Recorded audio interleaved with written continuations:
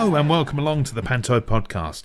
This week my guest is Simon Sladen, who is the Senior Curator of the Modern and Contemporary Performance at the V&A Museum in London.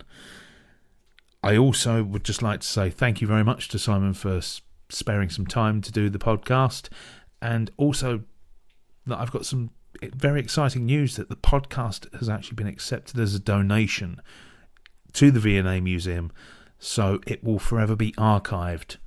So depending on what happens with servers or the way the internet goes, recently we've heard that iTunes is closing, so a little bit scary.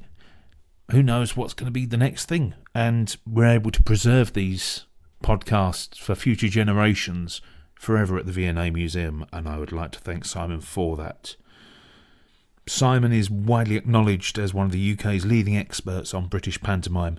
We talk about how pantomime is evolving, his own performance and writing of pantomime, and how future students can actually access the files within the V&A Museum and the wonderful work that they do.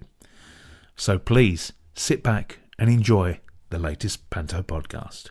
My guest today for the Panto podcast is Simon Sladen from the V&A. Hello there. Hello, Hayden. Yes, in the V&A today as well, so welcome. In a lovely little office, and you've shown me round as well the collection. Absolutely stunning. What started your interest then with the world of theatre and arts?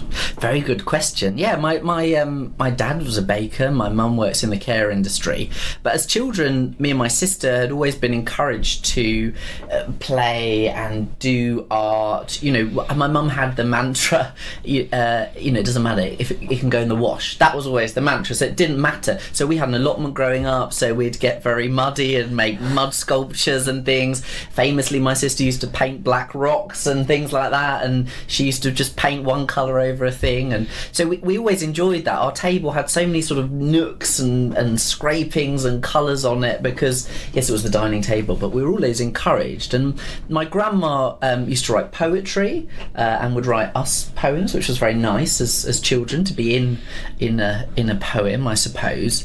And it wasn't really until we would holiday down in Weymouth that I suppose we started to perform, I suppose, or enjoy that side of it. So seeing Punch and Judy on the beach, we used to go every year, and that was very fun. But also we always went to Haven holidays, year after year after year. It's the only place we ever went. So we would see all the shows that they'd do there, you know, the floor shows and the evening entertainment and bits and bobs like that. And then when we were at primary school, we joined the choir. We were lucky to have the National Ballet come on. We did a workshop, and then we had a new teacher come to our school who started doing school plays, so we got involved with that. So that, I suppose, is how that all started. And it's interesting looking back, because we used to do, like when my mum and dad got a delivery of a fridge freezer, we cut a hole in the front. We didn't have any white and red paint, we had light blue because we'd just been painting, there must have been a room in the house that, and so that was our Punch and Judy booth. So our dad would ceremoniously lower this, fridge freezer cardboard box on top of us both, and of course it was hilarious, because great if you're a parent, because you as a puppeteer, as a child, you can't see out, so who knows what they were doing, and so we were having hours of fun doing that. And we would, do songs, and I'm sure many people listening have been to Haven Holiday with the Tiger Club, and we bought the cassette, as it was back then, and we used to record it, and we had one of those sort of karaoke machines. And I remember we used to pretend that we were the Haven mates dancing around, and we always used to get annoyed, because obviously we were dancing, and when we'd listen to it back, we were always out of breath, and we'd be like, what? We don't sound out of breath when we're doing this, like, what is that? And so that, I suppose, is how we got into all of that, and it went from there, really. So we both did tap dancing classes, and I continued that up until Bronze Award. We did local amateur dramatics, and then actually both of us ended up studying at university as well. So all those early days of being encouraged to explore creatively, seaside holidays with all those seaside entertainments, but as well as my grandma, being encouraging creativity, so the poetry, and we used to create these wonderful mirror mosaics with her as well. she was in a way my first intro to pantomime. So my grandma lived in Camberley, and then got a pamphlet or whatever through the door about the New Victoria Theatre opening just down the road in Woking.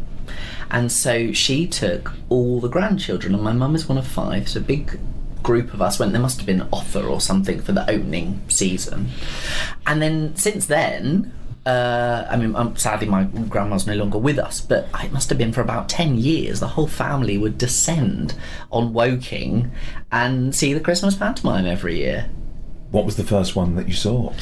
Now, I don't know if it's the first one I saw, but the first one I remember was Aladdin with Danny LaRue in.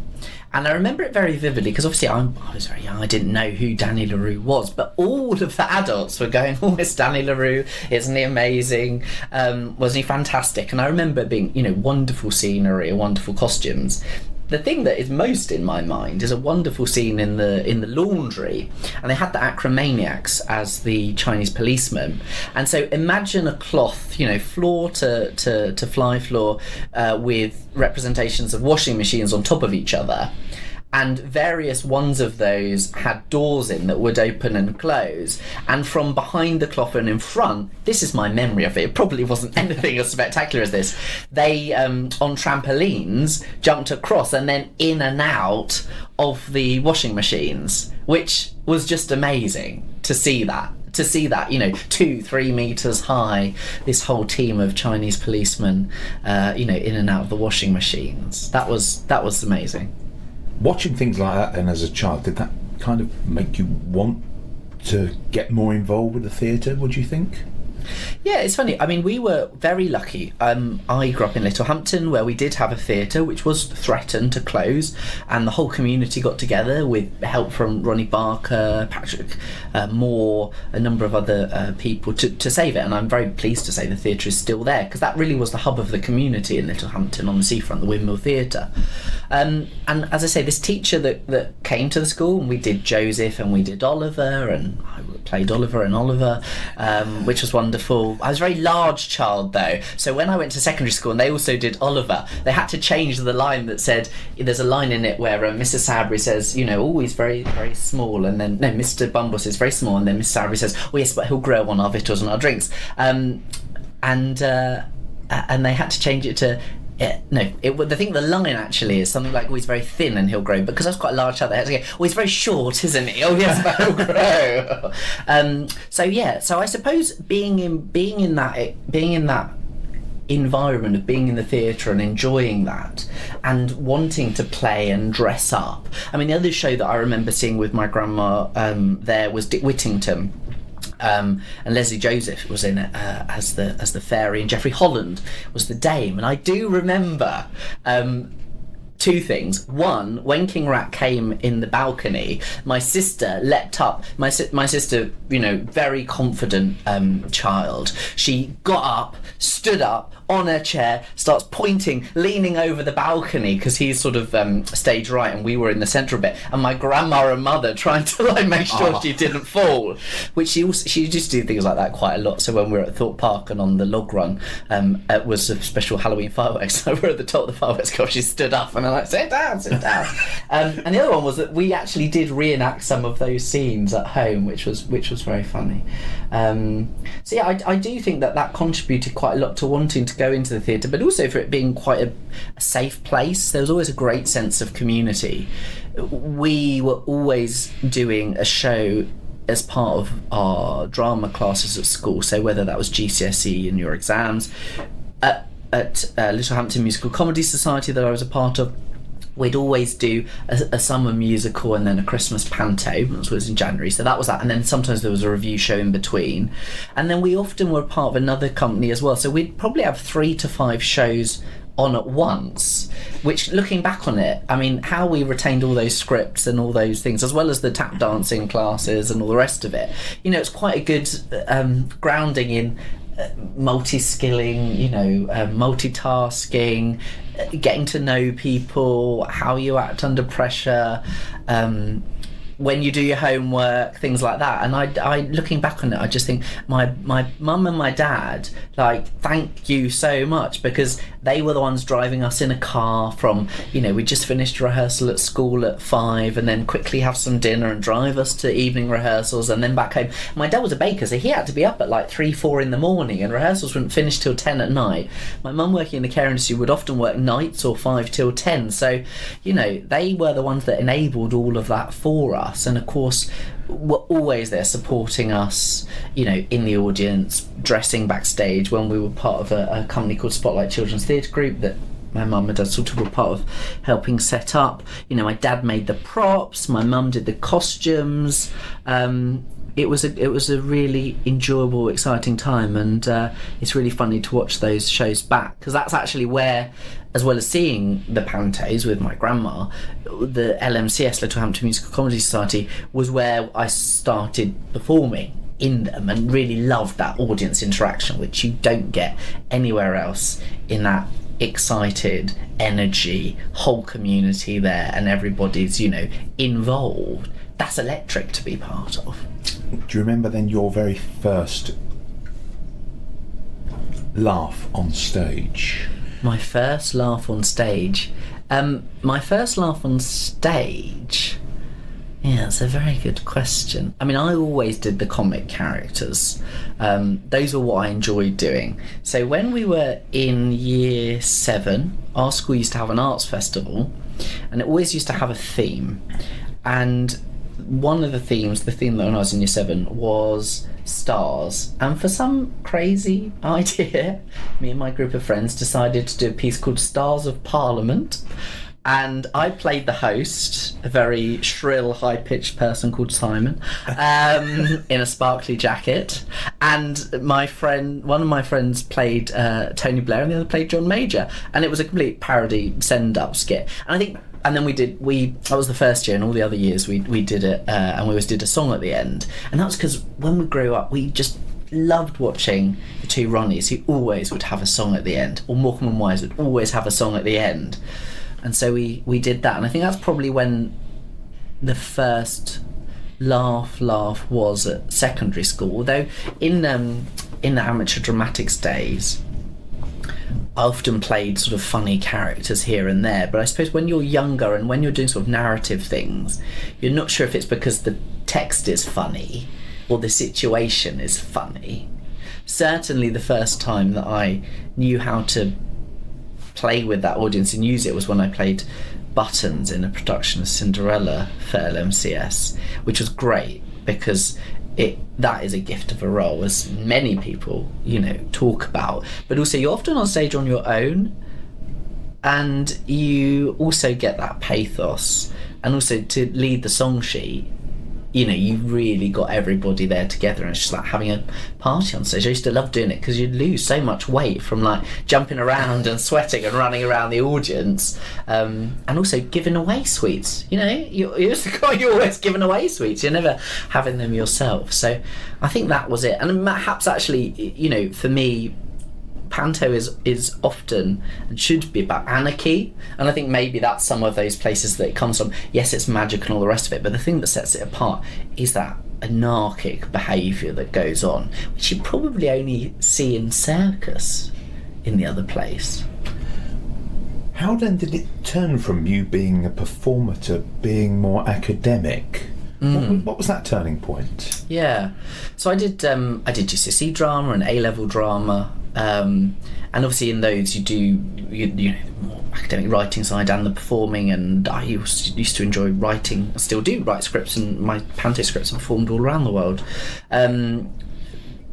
So in English language A-level, I wrote a Panto as part of an assessment there, a mixed up Panto, Pantomime. All the animals of Pantoland are being stolen, and then we produced that at college, which was great.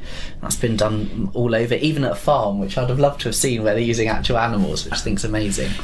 But then I was thinking about what do I want to do at university, and I've always loved the German language as well, and I did that at school and at A-level, and so I really admire actors, and I just personally couldn't see myself ever being in a position where I would be able to sustain a career and income with that, and also I really enjoy research, and I really enjoy, the writing side of it. It's not something that I feel I need to be on that stage. And of course, I was only doing amateur things, and I suppose it was a hobby. It was honing a skill. Of course, I had that technical training in tap and the rest of it. But at university, then I decided to study German and drama as a joint honours degree at Royal Holloway, University of London, which was great. So 50% of my degree was German, so learning the language, but also German literature, German drama. And I spent a year living in Hamburg as a result of that in my third year of a 4-year degree.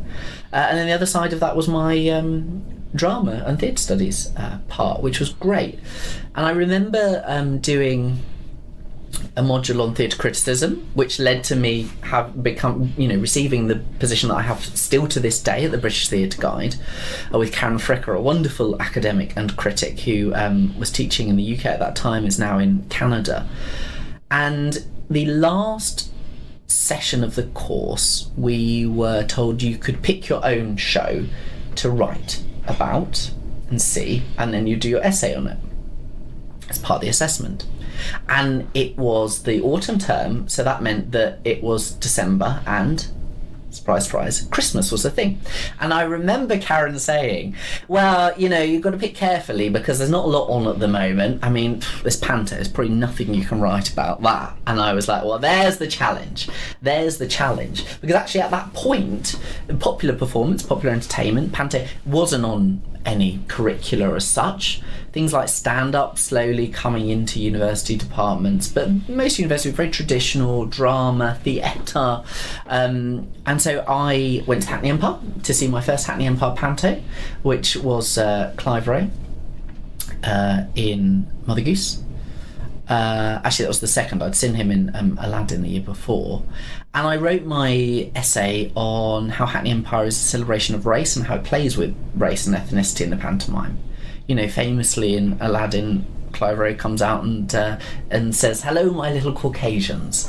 And when the family, Matt, who was playing Clive's son at that point, is a white actor. Clive Rowe, as many of your listeners will know, is an actor of colour, and they were doing. And then there's a little panda that comes on in the scene, and Clive Rowe, as Widow Twanky says, she's done a joke with Matt where she talks about it skipping a generation, and then the panda comes on and she goes, oh look, we've got one here and one half and half. That playfulness with race, which today actually Hackney are still doing, and I commend them for them, because I think we're in an environment and a situation where people are very scared to talk about things like that. But pantomime is a reflection of the community. It is a living newspaper of the year. And if you're part of that community and you know the affectionate nature that is, also it's a commentary on families today. Families today are not all biologically related. Families today, people adopt, marriages break up, people bring children into new families. It's just the way that it is. The unit is very different from those Victorian standards and morals that they enforced. So that, and then I got a very, very good mark, and I graduated with a first. And I did my Masters in Research at Royal Holloway as well, and I did that in pantomime. And I was very lucky in my undergraduate dissertation, which I did on pantomime, looking at notions of tradition with a wonderful academic, Professor Julie Bush-Bailey. And then my master's thesis looked again in much more depth at race in contemporary pantomime and casting practices. And then I started a PhD at Winchester, and I suppose it evolved because at that point nobody was really looking and taking the genre seriously in academia. There'd been a few articles and books, but still to this day, apart from Millie Taylor's work, looking at Victorian pantomime, Regency pantomime, and there was a big gap. And actually a big passion of mine is about the positive promotion of a genre that is so often put down, or people talk about it having never seen a pantomime for 10 years or remembering what they saw as a 6-year-old. And that really gets me angry, because you've got to show the forms, regardless if it's ballet, opera, pantomime, respect. And if you're talking about a form of which you have had no exposure in 40, 50 years, some of these cultural commentators. You're seeing a bygone form, you're misremembering it. And actually, as your listeners will know, as you know, the form is very much alive. It's a very exciting time at the moment. Yes, there are some things that need to be worked on, but generally it's in a good state, it's in a good moment, and you can't ignore the fact that of all the genres, it takes place between November and February, bringing people into the theatre, providing first points of employment for many people. It's really key in that, and is part of our cultural heritage. So that popular and highbrow conflict, if you like, or binary, is something I'm very interested in. And it's interesting, if you go to the RSC, very wonderfully at the moment, Ben Roddy, Panto Dame, resident Dame at Marlow Canterbury, is in rep there in the Swan, and he's proudly got in his biography, resident Dame at Marlow Theatre Canterbury. A lot of people don't put their Panto credits in their biogs at the RSC, and also everyone seems to forget the RSC have done 2 pantomimes. Last time I looked, I couldn't see it highlighted on their website as well. So they did a great show called Swan Down Gloves, which was a William Shakespeare inspired one, with some wonderful music in it. And then they also did Poppy, which was a sort of post-colonial panto at the Barbican, taking in the Opium Wars and turning the genre on its head. So they've done 2 pantos in their lifetime. The National did Cinderella famously. So those ones also get sort of erased from history when actually it's part of that landscape. And as we know, Ian McKellen did it at the Old Vic, and suddenly everyone seemed to look differently on a form that had always been there. But it just shows you how important all of those non-theatrical ways of disseminating the form are. For example, we all know that there's fewer principal boys today, yet still in all that iconography it's always a female principal boy, or a certain way of presenting those characters, because that's what's passed down and passed down and passed down on. And I think also the representations of pantomime in comedies, so I think Jam in Jerusalem, there was a panto edition there, or when the soaps do it, or even John Bishop's panto that show it as a sort of, oh god, it's a terrible thing, and it's like everything out the fancy dress box, and it's a little bit awful. Even, Ricky Gervais, as hilarious that is in extras, just keeps adding to this notion that it's a little bit rubbish, which it isn't at all. And that's where I thank the team at CBeebies for doing the amazing pantos that they do there, not only wonderfully introducing younger audiences to the form, but also showing this is absolutely fantastic, and skill that goes into that, because those teams, those writers, those performers that are there, and many of them of course are the CBeebies presenters and are in panto, are such a skill of communication. And I'm informed that those are some of the highest watched things on iPlayer throughout the year. People want to go back to them and want to see them, those stories that they know and love, told with these outlandish characters, these anarchic things. So yeah, that's, I suppose, a long way around why I'm doing what I'm doing. But also in a similar sense, Hayden, to what you're doing with this podcast, is it needs to be captured and recorded, advances in the genre, even just how and what happens, because we don't have that luxury of the past. It is, I feel very fortunate that I've been able to see many of the great dames and many of the great people in my lifetime. To see Daniel Leroux, that was amazing. Obviously John Inman as well. But those people are not on record much talking in detail about the genre and their process and all of that, which is a great shame, because once people are gone, they're gone. And sadly, there's no way of getting that back. I wish I had a time machine to go back 20 years. You said there about the CBeebies pantomimes. Do you remember the ITV pantomimes as well? Yes, the Simon Nye ones. Yes. The Simon Nye ones were interesting because they were, primetime Christmas programming. But actually, none of them were like a traditional pantomime, which I liked. And I think when I saw them first time, I really hated them, and I think I've grown to love them more. I think the problem is that they don't follow the normal narrative structure, which is fine, and I'm very much up for people playing with it. But I think it goes back to the thing of, because those were seen by millions of people and are still shown on ITV2, 3, whichever one it is, they're not, to me, they're not taking the genre seriously. They're almost a parody of the genre in certain places. However, of course, it did give birth to Julian Clary doing his wonderful Cat and Fairy Godfather, which meant lots of people got to see that, and I think he's one of the people that really changed the genre the most since Stanley LaRue. A number of names that would have never have done it were in it. To see Richard, what's his name? Victor Mowdrey, Richard Wilson do Dame was really wonderful. And yeah, they capture it. I think the issue for the historical record is that people will see those as, this is what Panto was, and of course it wasn't. It was for a television audience. It was all-star names, probably little rehearsal, a few performances and shots. Once they did one of the shoots at Wimbledon, didn't they?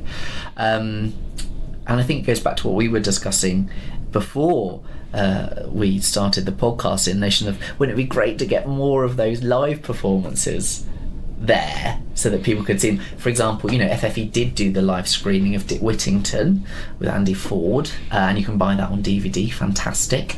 Customs House South Shields, they're pantos you can buy, and Wicked Productions have also sold a few of theirs.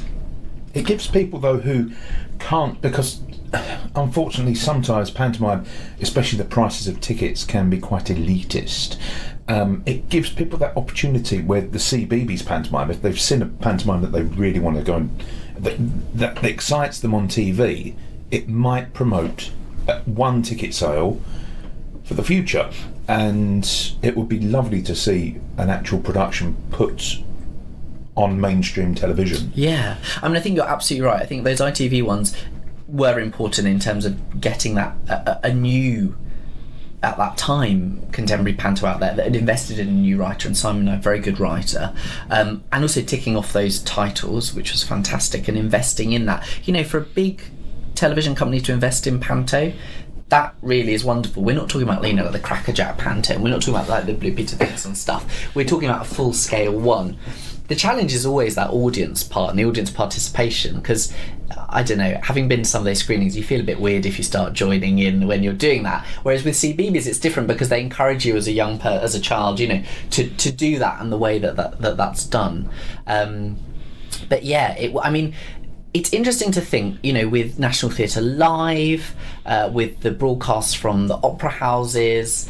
I am surprised we haven't yet seen, live from the London Palladium Christmas special, BBC One Boxing Day or whatever, because the technology's there, and Kudos have already successfully, they partnered with Skype to stream it into hospitals, and Newcastle Theatre will still do that, which is wonderful, and a number of other places do as well. I know South Hill Park in the past, in Bracknell, they've done that as well, and that's great, because as you said, there are people that can't get to a panto because either it's too expensive, or they can't get there, or Christmas is a busy time as well, you've got everything else going on. But I am surprised we haven't seen, now Panto is back at the Palladium, a live broadcast from there, because I don't think that would affect ticket sales. We've had those debates time and time again about all of that. I don't think that's the case. And also, tapping into the notion of the ITV pantos, the very star-led nature of those, doesn't matter if you like panto or not, you're going to watch it. And I always think that it's interesting to think about panto as part of that Christmas offer. You might not like Sprouts, but if you don't have them at Christmas, you haven't had Christmas. And I think that's really key. It's part, what do you need? You need your Christmas tree, you need your panto, you need your cards, you need an argument, maybe. Those are the things that you need at Christmas. Of course, panto is now we're seeing the strong Easter market as well, and various other points in holidays. But maybe that's the next thing, BBC or co to do live broadcast of the panto, or Sky Arts. Sky Arts have been doing great things, and that we've had very few panto documentaries.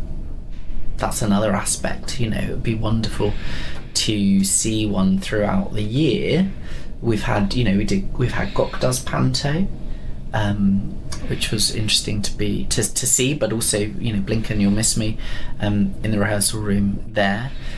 We had the Michael Gray one, which Beric Cayley was very much part of, but also a lot of historical footage there, and there was the Victoria Wood documentary, obviously Panto Land, which is the one probably most of us remember in the 90s, which was wonderful seeing, where they followed everyone around. But it's been a long time since we've had proper in-depth look at what's going on in the genre, and also not just those commercial productions or the key in-house ones that we know, like York and Nottingham. Be good to look across that landscape and see almost like a state of the nation, what's happening now at this point. So who knows, maybe that's another commission that's there needing to be made. Do you think your protection of pantomime, or trying to preserve pantomime, comes from realising how much hard work goes into it because of your own involvement? Yeah, I mean, I think part of the thing I like to see all the work that we've been doing with Panto Day and the National Database of Pantomime Performance, the Panto Advice page, very much all for the positive promotion of Panto. And I think the great thing that is with the Panto Advice page is people don't know all those many different aspects that go into it, and it's lovely getting emails from school teachers whose students are researching careers, or even just notions of costume design, and using that resource. That's incredibly rewarding, because it's very difficult to take all those bits apart, and also the scheduling part. Panto is on, if we're talking about Christmas Panto, all on at the same time. So performers don't get to go and see each other unless depending on the run and their days off. It also means that you've got particular pinch points of the year when casting is done and the scripts are done and the scenery is done, which means, unless you're capturing those then, you can't go back and do it, or you can't go, it's all right, there'll be another musical coming along in a couple of months or whatever.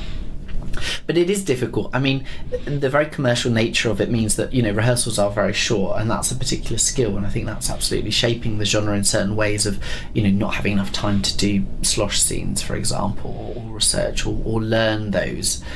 Also the very nature that if you want to specialise in it, generally your main income is going to be from a couple of months a year, so that's quite a commitment to say, I'm going to specialise in Dame. I know that that's going to be my thing, but obviously it can pay off if you become, one of those people that is able to headline as Dame year in, year out. It is a skill, it is an art form, and it is still to this day the fact that very few of our training institutions for performers do teach skills needed for pantomime, which to me just seems ludicrous. Now, there is a great community and everybody learning on the job and passing down and inheriting that. One of the big things that we've seen in terms of that training is that because people are putting stuff on YouTube, that's a great resource. How do you do the Busy Bee scene, how do you do the 12 Days of Christmas? People put that on YouTube now, often illegally filming it from the thing, but it does mean that there are those resources there, and so people that can't get to see them, or you're rehearsing for an audition that's happening in July, you can't just pop into a show and see it. Yes, we've got recordings here at the Victoria and Albert Museum, so please do come and see our recordings that we have, but there's not, you can't be like, oh, I'm just going to see what's on, I'll pop in and I'll just see that in the theatre, because it's not Christmas. A lot of people that haven't done Panto before, it's the one thing that they're always shocked at the most, how much gets done in a short period of time. But also, we expect those transformation sequences, we expect the spectacle, we expect all of that.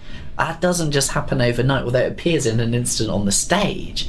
And I think pantomime has been the genre that really has pushed stage technology one of the most, but also made it possible to use that in other forms, because of course the very nature is able to make it economically viable for that period of time. It needs other uses and resources, and I think that's another thing that Panto doesn't always get the right respect and acknowledgement for. It does drive the industry forward. What for you makes the perfect pantomime? It's a very good question, one I'm asked all the time, and I think it changes each time that I think about it. Definitely anarchy. That's one of the key things that I like to see. That anarchy, that craziness, not knowing what's going to happen, that slapstick nature, the over-the-top characters. Yes, a narrative. But part of that narrative, now, narrative is important, but we're very lucky. A lot of those stories we know, so we fill in the gaps. But what's really important to me is narrative integrity. If you are going to set up the construct that, there's a problem, and you've had 2 hours trying to solve this problem, if your fairy then at the end turns around and goes, "Oh, I'm just going to make the villain nice," why don't you just do that at the beginning?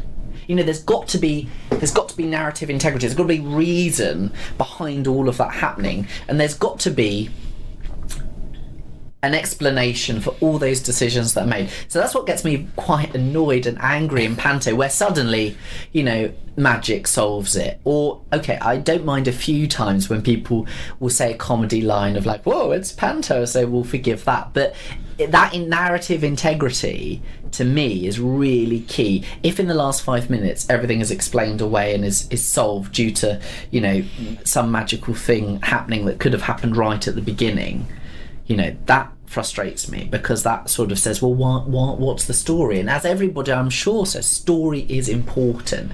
That framing of the immortals at the beginning, the battle that they're having, if they're sisters and one is a good and a bad fairy, or if they're arch nemesis, well, why before haven't they just turned the good fairy turns the bad fairy nice? Why is they made everyone else do all that work and then they do it? So narrative integrity is really, really important to me. Anarchy is important to me.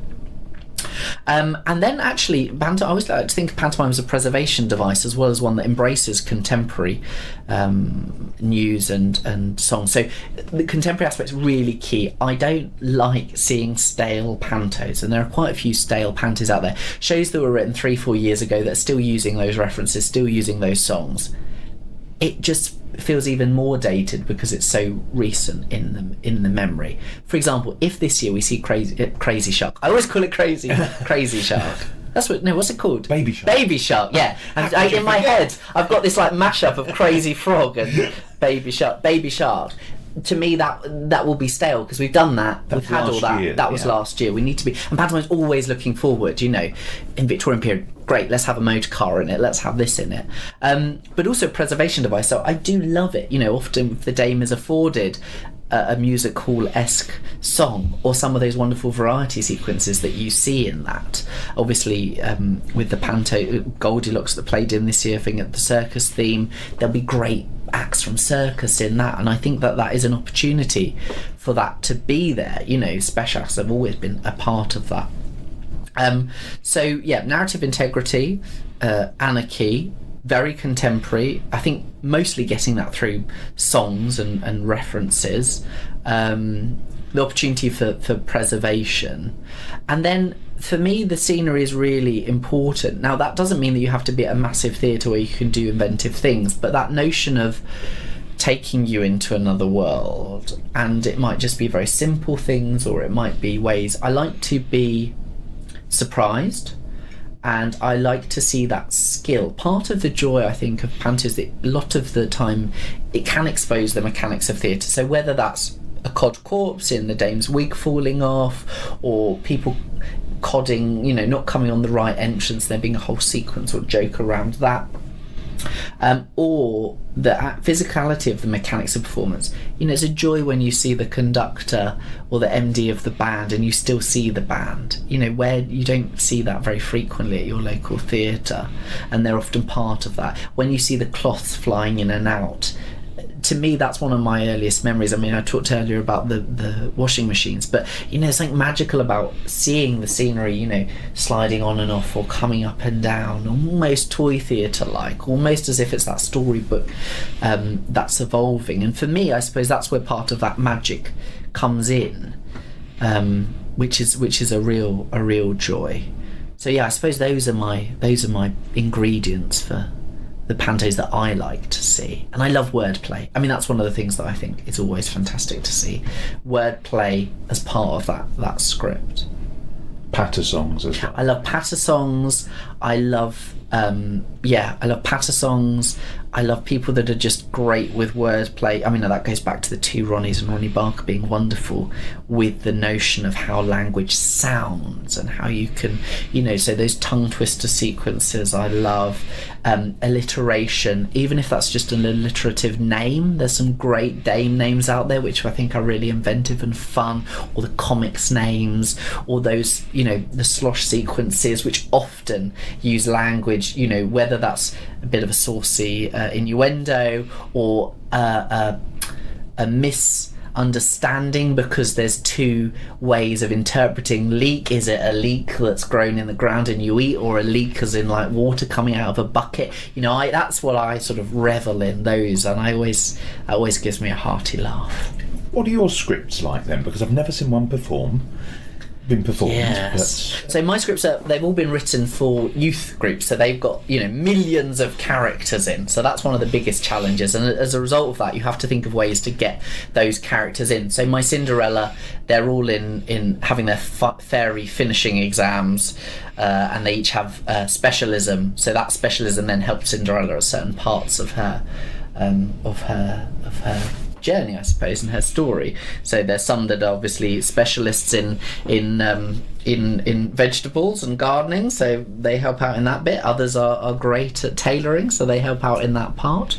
My Jack and the Beanstalk has when the bit of magic goes astray during the beanstalk transformation and turns some of the beans into walking, talking beans that become the Bean Brigade for the Giants. So there's a big comedy troupe of beans, runner beans, black-eyed beans, General Mung Bean. So there's a whole team of them. What else have I written?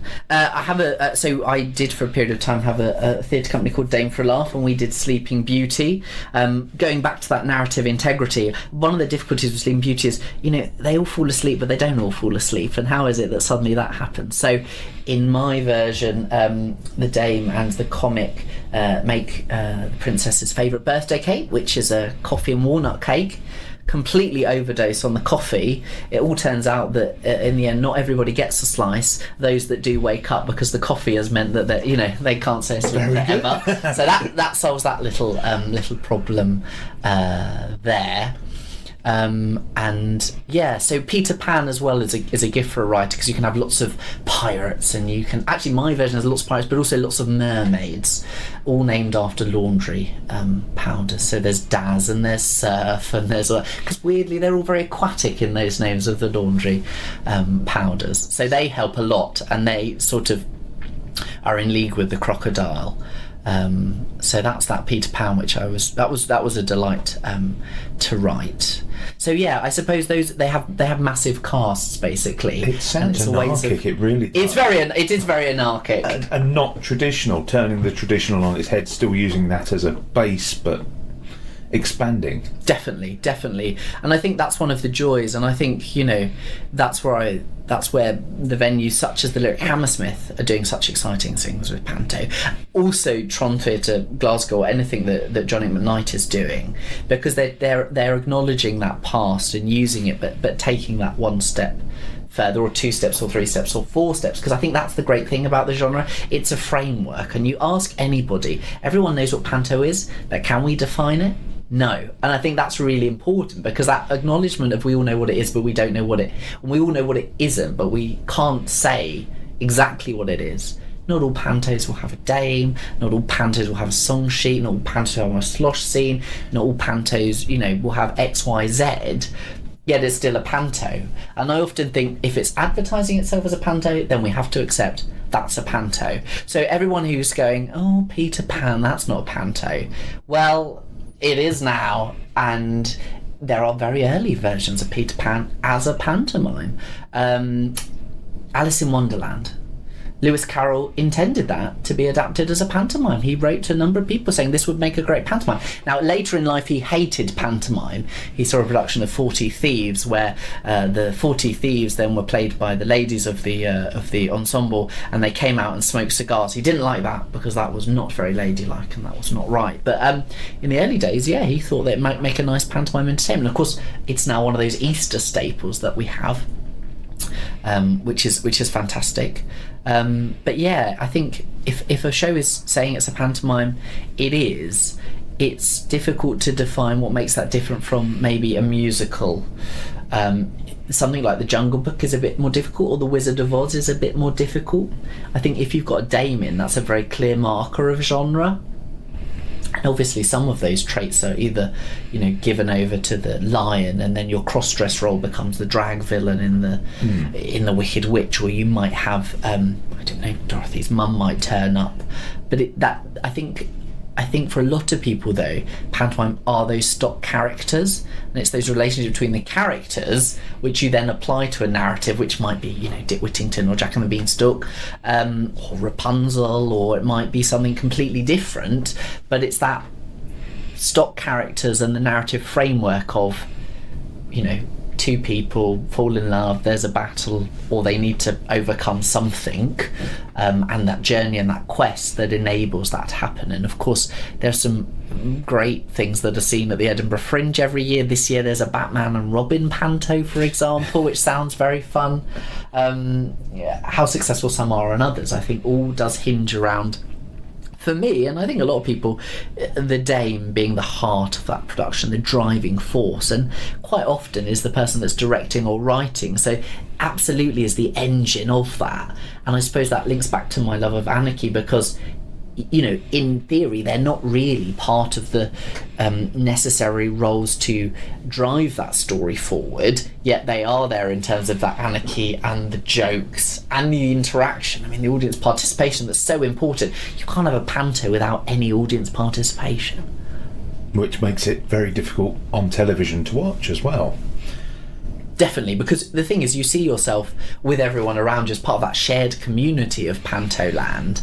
If they're laughing, I'm allowed to laugh, and I'm allowed to join in. And also part of that joy comes from other people laughing in the audience. Like, I'm sure we've all been in shows where, I remember seeing Snow White at the Broadway Theatre Barking years ago, and the villain, the Wicked Queen, was doing her lines.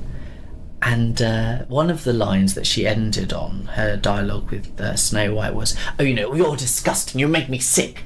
And this must have been 6 or 7-year-old, it was fantastic, shouted at the top of the voice, "You make me sick in a bucket." And it was just, those things are just so wonderful when you get those moments that they felt empowered that they can join in, and not being told, sit down, shut up and enjoy the show. That is just wonderful. And then as an audience member, you enjoy that even more, because it's like, we're the audience and we're on the goodies side, and we're all against you, and that's that. And obviously the real skill of a performer is acknowledging it, embracing it, and moving on. I've been to a number of shows where people that haven't done panto before don't know how to react to the audience, ignore them, and then by the second act the whole audience has turned off because they think, what's the point? You may as well, we here? You're not acknowledging us, you're not using us, which is dangerous, because as we know, part of that joy of the interaction is, where's the lamp, boys and girls? If the audience don't help, Aladdin is not going to get to meet the genie. Where's Cinderella? If the audience doesn't help, and there have been some very awkward moments on stage where the audiences haven't helped, and performers that aren't as experienced are going, does anybody know? And if you're going to 3 does anybody knows, and then a cast member has to join in, it's really quite awkward on the stage. But all shows should have that moment of empowerment for the audience that need, the characters need their help, and that enables that continuation. You get so excited about pantomime as well.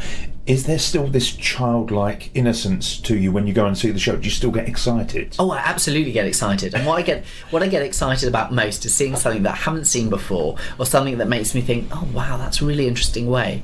So Nottingham Playhouse years ago, when they did Cinderella, the transformation sequence started, as they all do in the kitchen or in the scullery, and the coals erupted into fire, which turned into the crystal, because of course the geological what would you call them, qualities of coal and diamonds as minerals is, not that far apart, and so that notion of adding heat to the coals to create the crystal was amazing. I mean, it was beautifully designed as well, with it coming out and then the carriage and everything. But again, I think that goes back to my narrative integrity of, well, how did they make that magic happen? So that was wonderful. And I suppose you're right, though. There is a notion that we all go back to our childhood when we see it, but also there's very few times when you're sort of allowed to be silly in life. And I'm not talking about, times when people are silly, like you've had too much to drink at the office party, or you're on a stag do, or whatever. There's very few times where you're sort of permitted to be the clown, and actually your version of clown will be much less than the other person's on the stage or in the audience. And I think there's something joyous, especially if you go and see Simon and the team in Basildon, who get everybody up doing the silly dance and movement at the end in the song sheet. That notion of summoning that naughty imp inside you, and also of breaking free from, I don't really mean the constraints and formalities of life, but often, we all go to work, we iron our clothes, we all say the right things or try to and have this. But I think pantomime allows us to going back to, I suppose, what we were talking about right at the beginning, to play again. And whether that's, playing at being a child, or playing with the notions of what the theatre is supposed to be, sit down in the dark, shush and watch and enjoy and clap in reverence right at the end and go bravo, well done, lovely jubbly. I think that's very much a part of it. But I do think, all of us that are involved in the industry in some way, it's a gift and it's a privilege, because we are helping capture and represent something that we are passionate about, and that we should be. And I think there's absolutely nothing wrong with that, and we should certainly applaud the industry. And yeah, as you can tell, it does enthuse me and gets me very excited. And there are lots of things that I'd like to see that I don't get to see, which is always the biggest annoyance of the season. And then you hear it from other people and you go, I wish I could have seen that, or I wish I'd have seen that. Because also, unlike other forms, pantomimes are never revived. Yes, okay, similar scripts and similar formations go round, but not revived in that same way, because they're constantly evolving and they would look old, or those jokes wouldn't work with that person. So there is something special about being in that room at that performance at that time, because something like that child shouting out might happen, or there might be something that happens in the news. I remember Granville Saxton at Aladdin and Cathedral Brighton when they were doing them still, and it was a period when a lot of the planes at Gatwick were cancelled because of the fog, and there was a scene, obviously, just going to the mystical cave, and there's lots of smoke, and he does a joke about Gatwick. One day, that's all it happened, puts that in, very special. That's a real skill. We had that last year with the Prince. When the Prince, what's his name? Queen's wife. Prince Philip. The Prince, the actual Prince. When he crashed the car. Yeah. Literally, that evening's performance, I went to go and see a show. Yeah. They included it in. And referenced it. Yeah. Perfect. Because it does centre you back on, I'm living and I'm alive now, and I think you don't always get that in the theatre. What you're watching, maybe about contemporary society, or maybe an historical play or something like that. So that rooting of the now is so important. Not only in, that's where a lot of the comedy comes from, but who am I now? Who am I here with? Be it my other half, be it family, the people's children growing up, 3 generations, 4 generations. There is something really special about that, especially at Christmas, when people are going to be off work, people are going to have that time of reflection. I think, as well as being a living newspaper of the year, which Panto is, it can also help us reflect personally and see all of that, whilst in that very playful manner that it does. Any performances that you would love to see, which you haven't seen yet, or performers, shall I say? Performers. Well, for my sins, I've never seen Billy Pearce, which is terrible. Never seen a Panto Oldham Coliseum, which is terrible. I would love to see Johnny McKnight live. In one of his pantos. I think that they're some of the most inventive and exciting around, but also pushing those boundaries, especially what he is doing. Last year's Mother Goose, for example, where the villain's son then had a relationship with the principal boy. We're living in 2019 now. This is how it is, and actually, it's great to see diversity of characters being embraced and being told more and more, because what can be the problem is when you take the form as being stuck in that Victorian manner, which actually we have a very skewed view of that Victorian manner. A lot of people say, dames should be older, larger blokes in a frocks, and then they talk about Dan Leno. Dan Leno died in his 40s, so he started playing dame in his mid-20s. So today we'd say, that's a bit it has to be an older man, and we go to that. So we have this interesting idea. Some of those shows, they were going on a train which took them to Mars. There was a Father Christmas, the Panto, in the Victorian period. So we have a sort of skewed version of what that was like. But yeah, those are ones that certainly I would like to see and try and get to, as well as seeing Elaine C. Smith do Dame, which I think is so exciting. Another part of history where we sort of eradicated that notion of there's never been female dames. The Palladium, we had female dames, absolutely. Molly Sugden, Dora Bryan, and obviously Dora Bryan toured a lot around. There's been female dames throughout the history of pantomime, not just Nellie Wallace being perhaps the most famous of that time. And so that's very, very exciting that's happening there. The thing is, you can't see it all, and that's always my big frustration, that you can't, and unfortunately I can't also catapult myself away from the day job to spend a month doing that, which would be lovely, but it can be classed as research. Well, maybe that would be very nice to be able to do. So I suppose those are key ones that I would certainly like to see. But things like, if you could have that magic wand, I'd have loved to have seen Terry Scott live. I was lucky to see Cilla Black do Fairy Godmother in Aylesbury, which was very, very magical. She just had amazing warmth and a way of working with the audience. I'd have loved to have seen her in one of her heydays playing Principal Boy.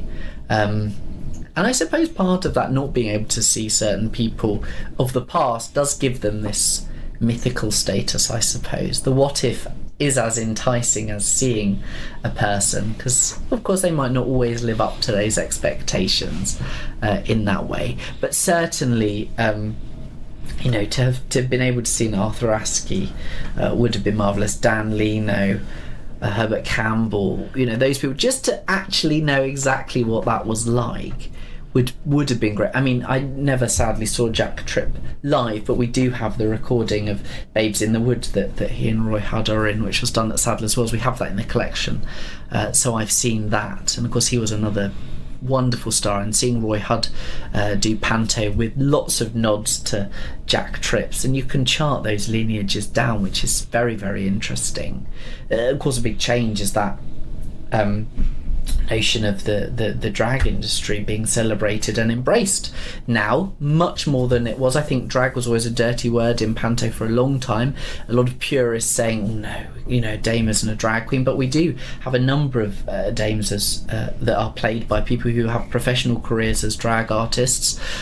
We also have a number of dames advertised under their drag personas, which I think is really interesting and fascinating, and also this new role which is emerging of the drag villain, which is exciting. Of course, there's great exposure, there's great thirst for drag at the moment. I mean, RuPaul's Drag Race has done wonderful things for the form, and we're seeing, much more integration of that performance into Panto, which has always taken, Music Hall took those cross-dressing points, and Panto stole that from Music Hall, or embraced it, if you like, and these things will come and go as society evolves and change. That's the only reason why pantomime is still going. Its willingness to evolve, and that's really important.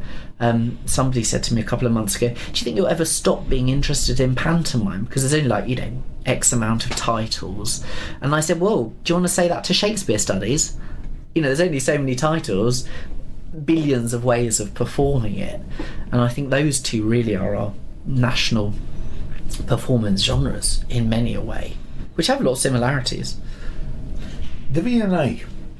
What have you got in your collection? What gems do we have?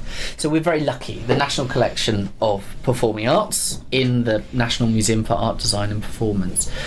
So the collection is broken down into a number of subsections. So one of those are performance production files, we call them. So those are files full of programs and reviews and cuttings. So we have those charting the British stage from the 1800s onwards, and you name a production, we've probably got the programme and the reviews that go with that. We've got over 3 million photographs, a number of those dating from that great period of Drury Lane, with Dan Leno, Vesta Tilley. We have their carte de visites, which are like early headshots and in costume, as well as production images from that period up to about the 1980s, 90s. We have our own photographer as well that's captured more recent productions. We've got recordings of pantomime. So I mentioned the Jack Tripp, Roy Hudd, Sadler's Wells, Babes in the Woods. We've got a string of the Birmingham Hippodrome pantomimes produced by Paul Elliott. We've got Greenwich Theatre's Red Riding Hood.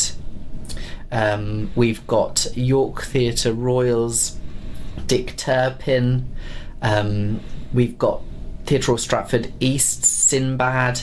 I'm trying to get at least one of every title represented in what we have in the collection. So the Cinderella we have is the E&B Productions at the Birmingham Hippodrome. The Dick Whittington is the E&B Productions at the Birmingham Hippodrome, and we're due to do one this year as well, a new title which we're in talks with at the moment, so I can't divulge where that might be, but that's very exciting as well.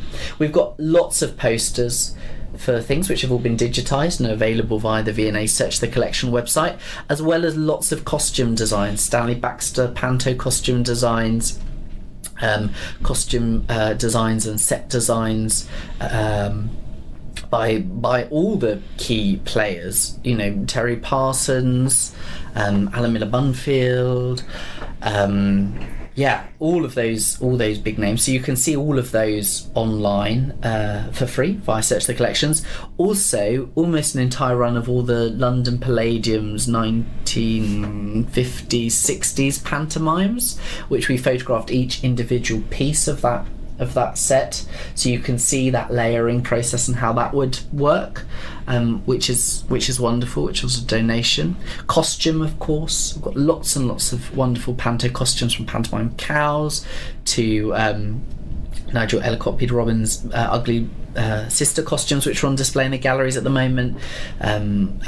Widow Twankey as worn by Danny LaRue, which is on display. Clive Rose, Hackney Empire. Mother Goose costume, which is on display.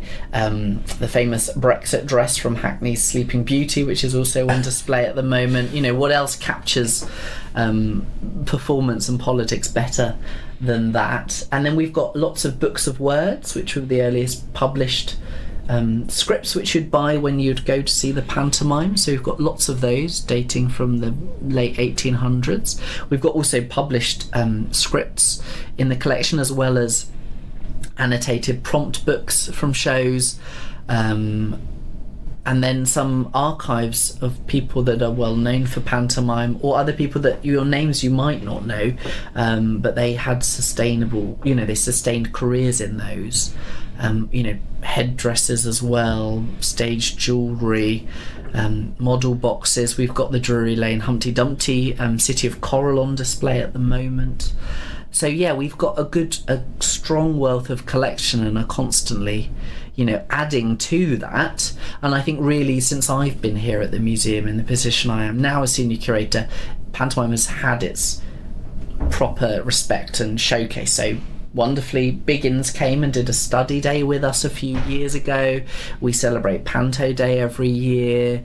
We had a conference.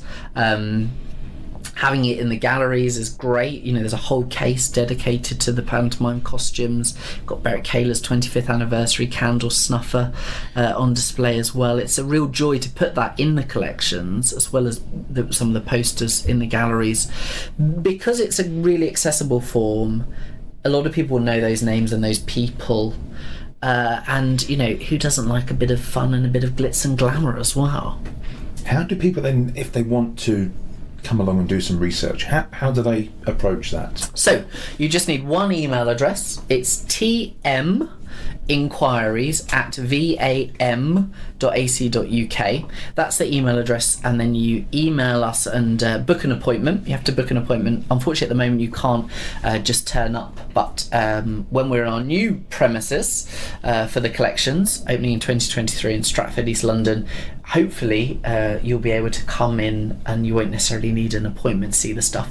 The key things you need to do is have a look at our catalogue. So there's Search the Collections, which is all of our 3D material and some 2D, so visual material, so posters and props and costumes and set models and pieces of set as well, which we have.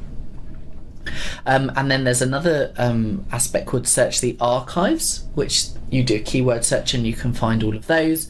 And then, because obviously the Theatre and Performance Department at the V&A is one of many curatorial departments, we all use the National Art Library catalogue for all of our books.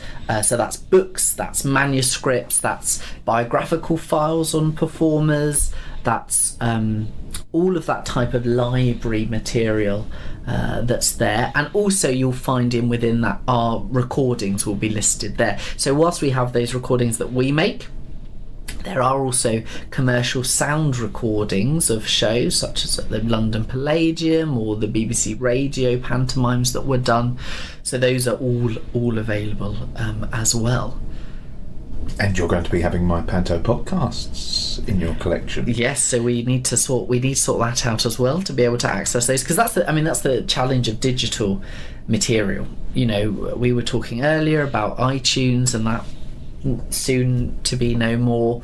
You know, the digital is great, but actually at the end of the day, paper is still the best. That physicality is still one of the best ways of preserving and conserving material. And that is a big challenge because, of course, you know, people are using iPads and e-readers to learn their lines on scripts. People write using word processing software, so everything is a digital file. You know, the very notion of correspondence.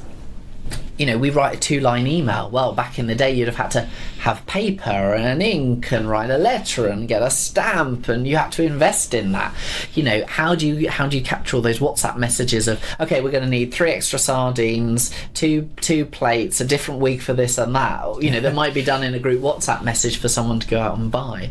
That is the real challenge of curation today, especially when all those things speed up processes and make our lives easier. With pantomime and 10 days of rehearsal and technical rehearsal all joined into the opening night, you know, you're not going to be writing a lovely list out to send to somebody and do all of that because you haven't got time. And actually that's the other big issue, that's the challenge of capturing performance.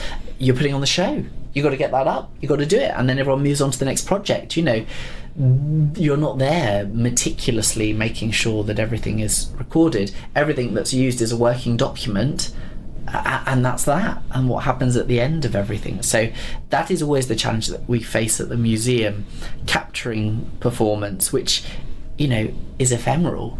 So we can capture those material remains of performance, or we can capture it through photography or recording.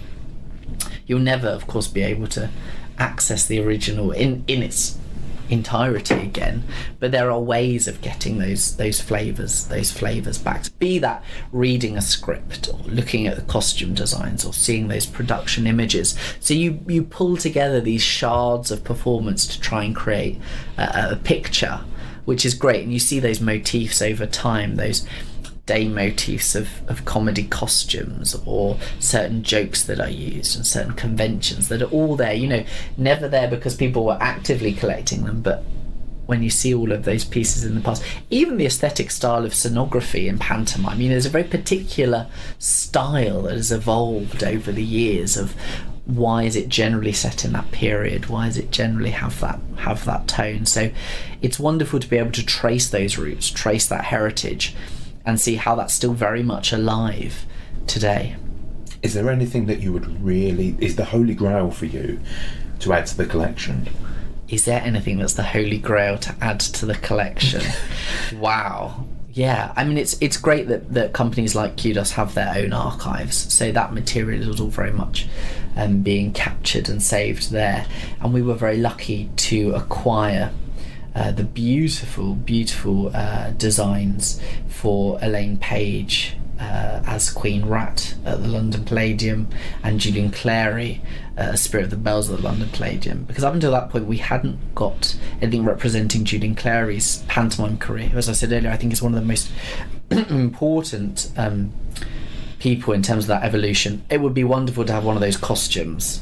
I mean, not only are they stunning, but that notion of, the camp comic, the male immortal, is really interesting in today's pantomime landscape. It's a role that, again, we're seeing embraced more and more. The spirit, the male immortal, not necessarily the fairy. And I think it would be great to have something that definitely places that in that point in time. So he started off playing Dandini and then has since played Spirit of the Ring, Spirit of the Bells. This year he's going to be playing one of the ringmasters, the good ringmaster, against Paul O'Grady, who is another person that would be lovely to have something from. But then, pantomime is in so many theatres, and it's important to capture those, which is why we have, filmed Nottingham Playhouse, which I forgot earlier. Apologies, Nottingham Playhouse. So we filmed Nottingham Playhouse as Panto as well. Kenneth Allen Taylor, one of those people like Kenneth Allen Taylor, one of those people like Beric Kaler, like Susie McKenna at Hackney, like Andrew Pollard at Greenwich, really are key custodians of the genre, who know what they're doing, who are really driving it forward whilst acknowledging the past. And so I suppose if I could keep adding to my wish list, I would love to be able to record one of Johnny McKnight's shows, because that again is one of those creative cauldrons of just genius that we haven't yet captured. But he's one of those key practitioners.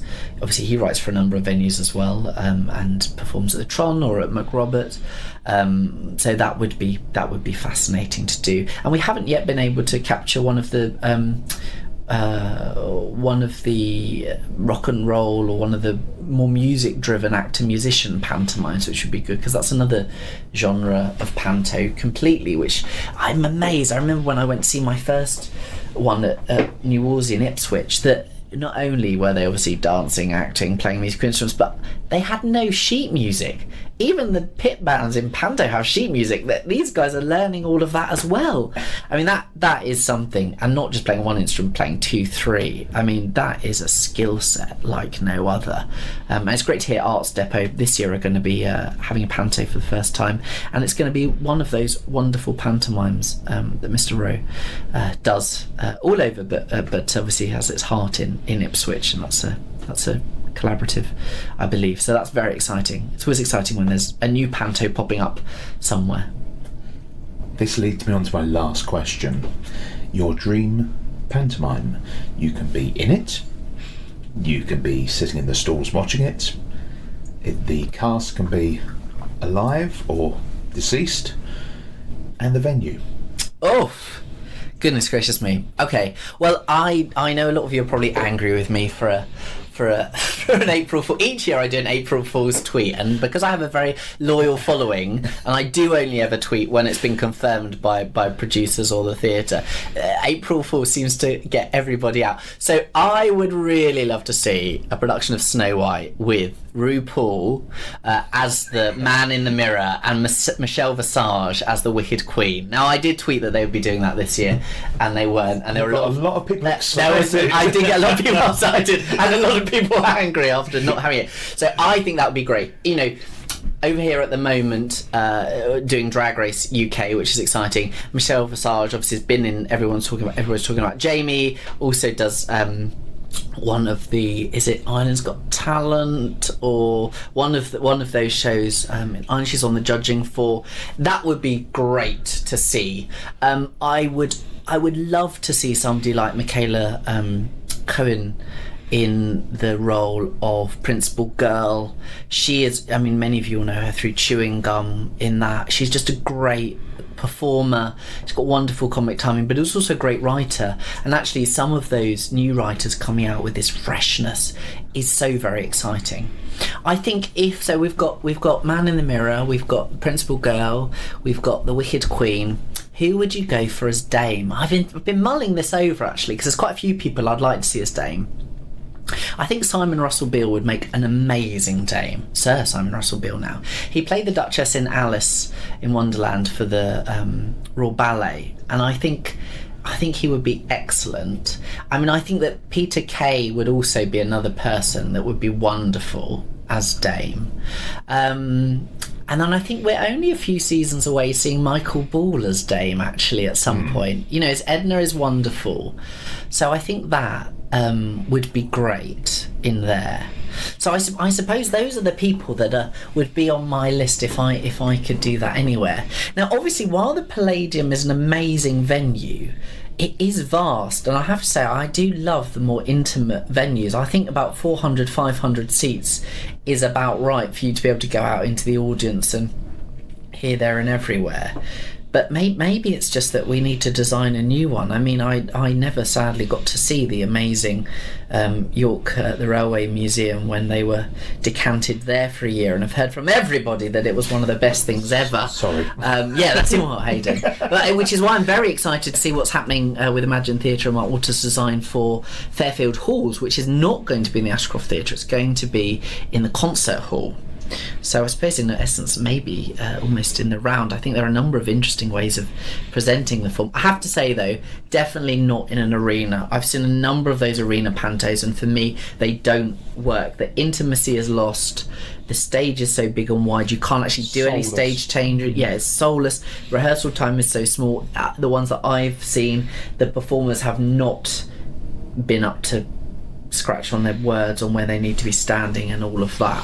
So I do like those intimate venues, but then nothing can beat those big Birmingham Hippodrome, you know, Sunderland Empire, London Palladium, because the ability to do big effects. And I think with the cast that I've mentioned, you need big effects, and I think you're going to need a runway all the way down the middle to have that. So maybe that's what it is. Maybe it's runway all down the middle, so that you can still have that, a la runways in RuPaul and in fashion shows and all the rest of it, but also enable that as a new playing space, building upon the success of that Traverse production that they did at the Railway Museum. I think there are ways of dividing the audience, and actually lots of places do that very well, of having, you know, extended platforms out into the front or bits at the side or appearing.